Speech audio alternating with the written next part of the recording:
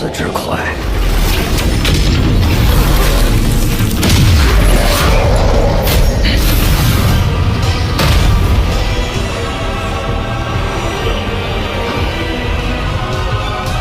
Sa episode 116 ay ipinaliwanag ng Demon General na bawat 300 taon ay ginaganap ang kompetisyon ng mga Demon General sa teritoryo ng Heavenly Demon County, isa sa 9 na teritoryo ng mga demonyo. Ang gantimpala ay teknik sa cultivation at mga kayamanang demonyo na ibinibigay mismo ng Demon Emperor. Ngunit sa pagkakataong ito ay iba dahil matapos ang labanan sa pagitan ng Heavenly Demon Army at Fire Demon Army 200 taon na ang nakalipas, ay parehong nagdusa ng malalaking pagkalugi ang dalawang panig. Nawalan pa ang kanilang panig ng isang general at isang pangalawang general. Dahil dito, ay may dalawang bakanting posisyon sa teritoryo ng Heavenly Demon para sa pangalawang general. Kaya bukod sa gantimpala, ang kompetisyong ito ay magiging pagkakataon rin para tukuyin ang dalawang Vice General na pinaglalabanan ng lahat ng Demon General.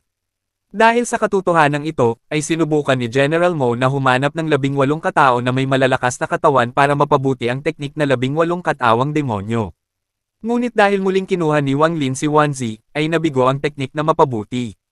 Ngunit kahit wala ang teknik at dahil handang tumulong si Wang Lin, ay tiwala si General Mo na kaya niyang makuha ang posisyon ng pangalawang general.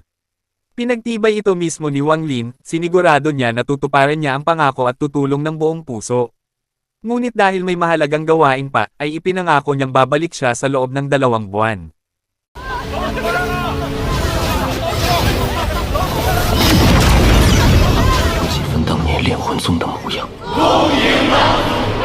Pagdating sa silid, ay ipinaliwanag ni Ouyang Hua na habang wala si Wang Lin, ang lahat ng estudyante ay sumunod sa utos na ilipat ang kanilang kaluluwa sa itim na ulap na nagbigay daan para umunlad ang teknik ng bandila ng kaluluwa. Nang maging kontento, si Wang Lin ay nakita na pinapalaya si Wanzi at pinagaling ang lahat ng kanyang sugat.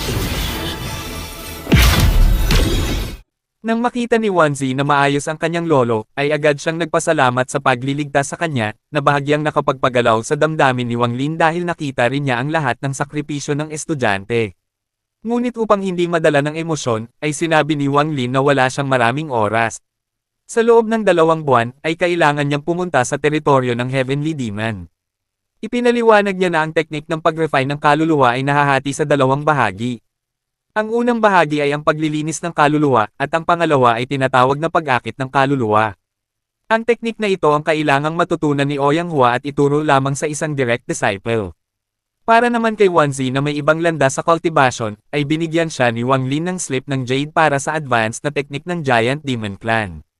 Matapos ayusin ito, ay sinabi ni Wang Lin na ang sekta ng paglilinis ng kaluluwa ay hindi na magtatago pa at magsasagawa ng pagpapalawak ng buong lakas, na nangangailangan ng 10 milyong miyembro pagbalik niya.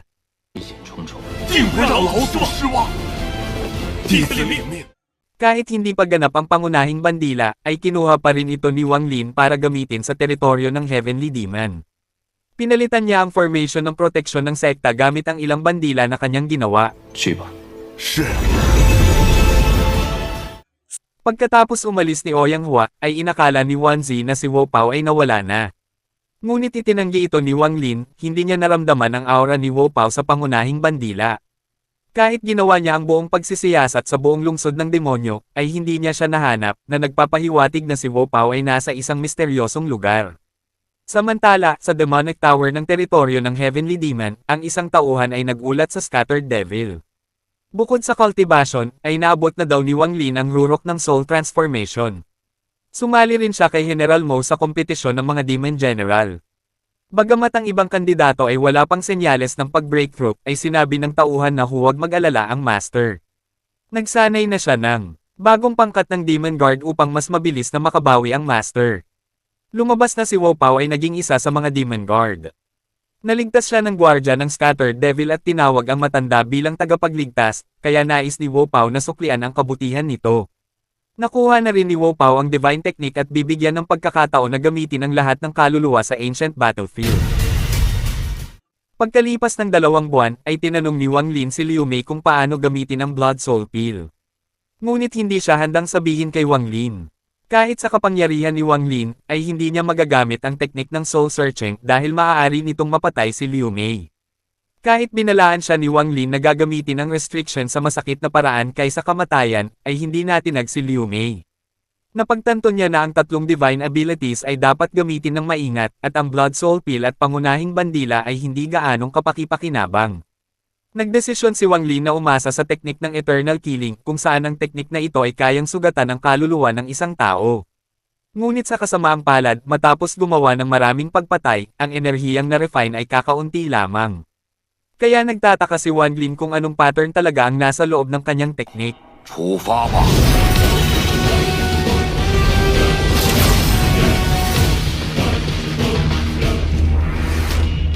Pagdating sa lungsod ng Heavenly Demon, ay agad na sinalubong sina Wang Lin at General Mo ng mga gwardya ng lungsod. Napag-alaman din na si General Mo ay higit sa 30 taon nang hindi nakabalik sa lungsod na ito. 这位是本将好友， 这不是赫赫有名的莫妖将吗？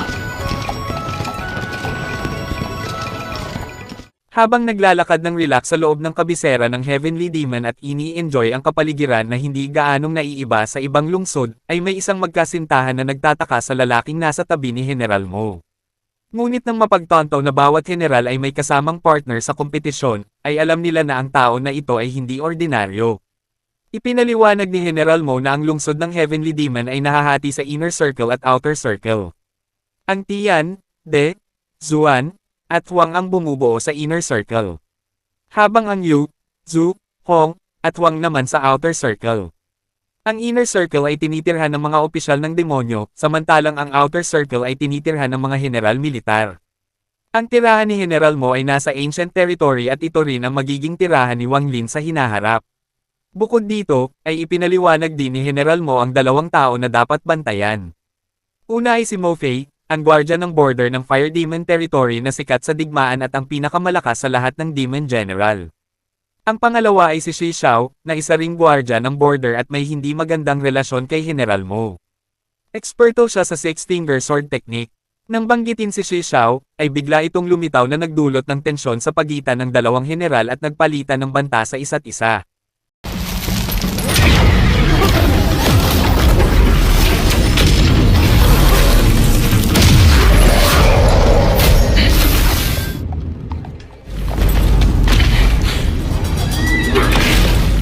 Nang makita ang tao sa tabi ni General Mo, ay nagtaka si Shi Xiao. Ngunit di nagtagal, ay lumitaw si Chen Tao at sinabi na ang tao ay si Wang Lin, ang kanyang junior. Pinuri rin niya ang pag-unlad sa cultivation ni Wang Lin. Nagulat si Wang Lin sa paglabas ni Chen Tao. Alam niya na sinadyang itago ni Tian Yanzi ang kanyang cultivation upang makapasok dito. Ngunit nagtataka siya kung bakit nasugatan si Chen Tao ng malubha at bumagsak ang kanyang ranggo pababa sa Ascendant Realm. Habang iniisip ito ni Wang Lin, ay biglang sinabi ni Chen Tao na ang kanyang mga sugat ay dulot ng mga miyembro ng Dalao Sword Sect at pinayuhan siya na mag-ingat. Ipinaliwanag ni Shi Xiao na si General Mo ay may tatlong paboritong teknik, isa dito ay direktang natanggap mula sa Demon Emperor.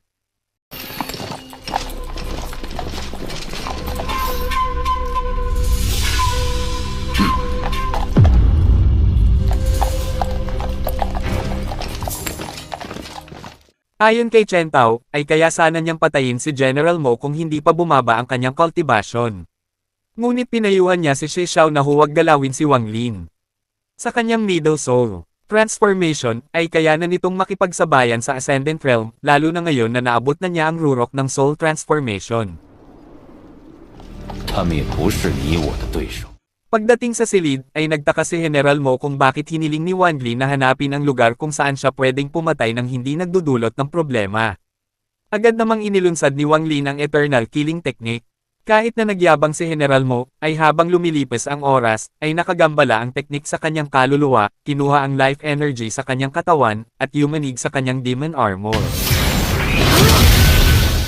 Iginiit ni Wang Lin na sa 5 ulap pa lamang, ay kaya nang yanijin ang kaluluwa ni General Mo.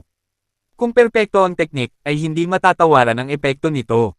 Nang makita ito bilang katotohanan, ay iminungkahi ni General Mo na pumunta si Wang Lin sa Ancient Prison, isa sa 4 na malalaking bilangguan sa lungsod ng Heavenly Demon para sa mabibigat na kriminal at death row prisoners. Ngunit dahil sa higpit ng bantay, ay binigyan lamang siya ng 7 araw at pinayuhan na dumating sa gitna ng gabi sa entrance at makipagkita sa isang tao na pinagkakatiwalaan. Hindi nagtagal, ay isa sa mga tauhan ay nagulat na dinala na si Wang Lin sa loob ng ancient prison. Ngunit nag-aalala pa rin ang tauhan sa kaligtasan ni Wang Lin dahil puno ng kakaibang pangyayari ang lugar. Ngunit para kay General Mo, ay napakahalaga ng posisyon ng pangalawang general kaya handa siyang mag-take ng risk at umasa sa tadhana ni Wang Lin. Paglapit sa gate, ay sinalubong agad si Wang Lin ni Xu Weichuan, ang warden ng ancient prison na inimbitahan siyang pumasok.